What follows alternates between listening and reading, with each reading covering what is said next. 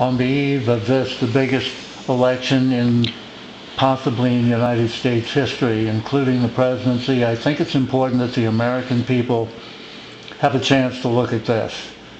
All of us are frustrated at what has gone on with our country, and I think you'll gain some new insights if you'll just take 6 or 8 minutes and review this with me. This is a caricature, to be sure, a far side approach to what's wrong with our system. I think it's pretty obvious. The characters, Arse the donkey, Repo the elephant, and P. Barrel Hog the pig are our key men, key candidates and the key players in this. But also, it's about the cows, a herd of cattle that represent us all. Sure, there's a little fun in here. Don the Swan, and let's see, we got Holly Woodpecker and a few other characters, but you'll soon start to get the feeling. So if you'll concentrate on the cartoons, I will try and fill you in with the narrative.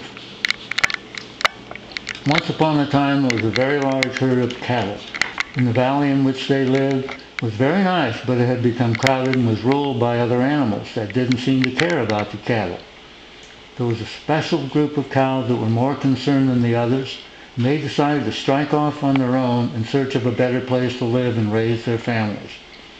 There must be somewhere that they could be free to think and act as they chose.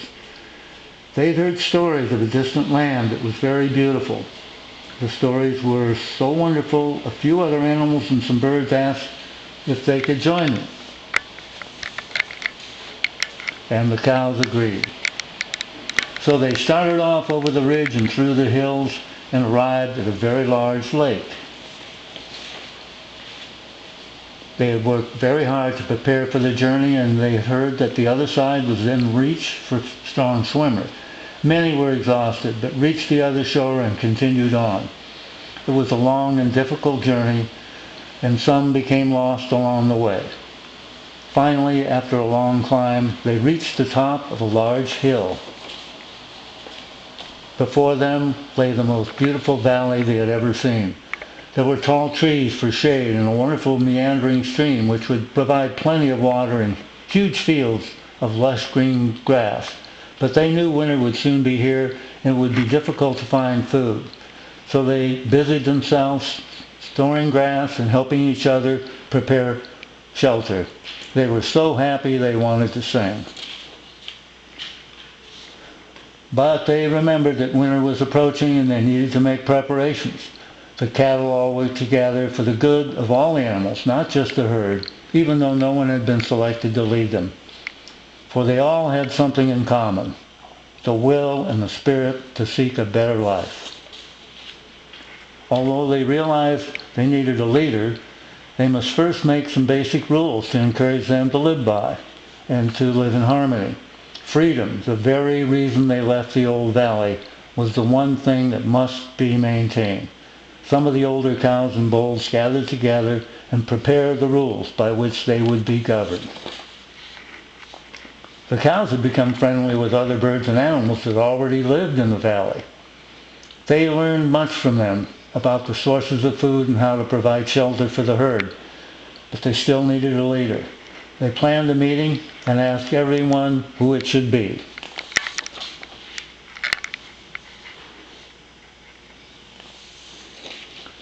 One suggested a donkey. They were strong and hard workers.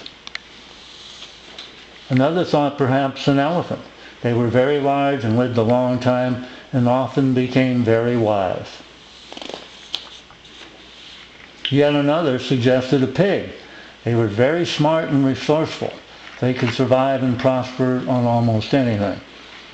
Finally, it was agreed that since they had ensured all this freedom, they would have nothing to fear from other animals as their leader.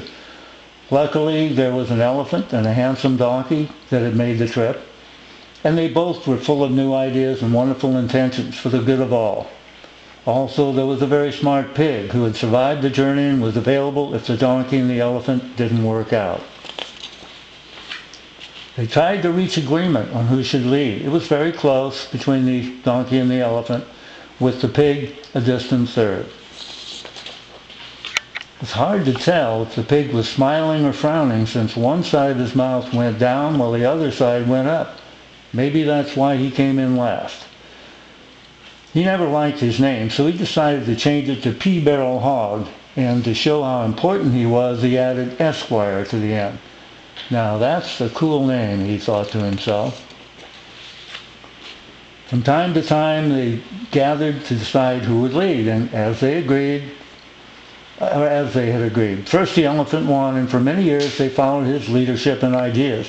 The elephant believed in letting nature rule, and many of the cows became very rich and powerful. Some of the less fortunate members of the herd felt neglected. Then they decided on the donkey. Under his leadership, things changed. The workers were given more say, and the weaker and less fortunate cows were provided with food and shelter. This continued for quite a long time. Over the years, the donkey and the elephant vied for power, and the cows noticed a change in how they treated the herd. It seemed as if they grew less and less concerned about the cows and more concerned about themselves. Even the animals like the turkey and the deer that had helped them when they arrived were used or ignored. When the winner was chosen, he had to make more and more rules and regulations in order to fulfill all of those promises. That required more and more animals to administer and enforce all those rules. Soon there were not enough cattle left to provide food for the herd, not to mention how few trees remained to provide shade in the summer and shelter in the winter. After a while, the promises stopped being fulfilled, but the rules somehow kept coming.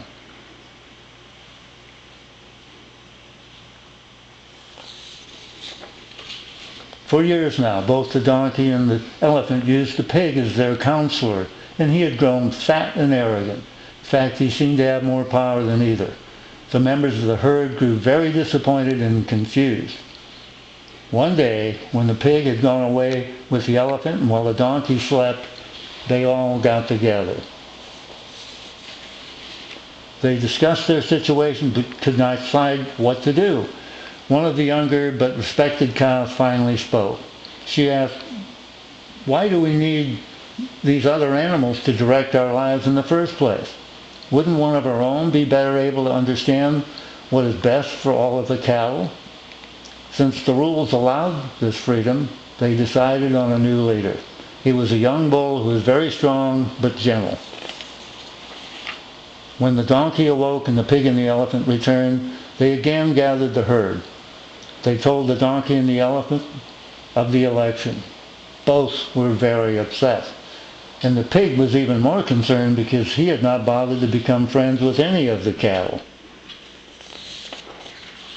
The donkey, elephant, and pig were given a choice. They could go back to the old valley or stay and live under the new leadership so long as they gave up their selfish ways. The pig became very irate. He tried to persuade the elephant and the donkey to fight the new leader and try to find some way to get rid of him. He was sure that if the strong bull were gone, they could again rule the herd. The elephant and the donkey thought it over.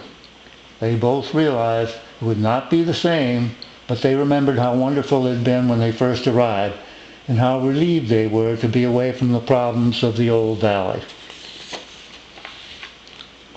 So they decided to stay. But the pig was still very angry. He found an abandoned platform and some big wheels that were no longer needed by Arson Repo, loaded his most valuable possessions, and struck off across the valley to the lake. Unfortunately, the platform was not as strong as it looked. The first thing the new leader did was to remove all the rules and regulations that had accumulated since the herd arrived in the new valley, except, of course, for the simple basic rules that they had set up in the first place.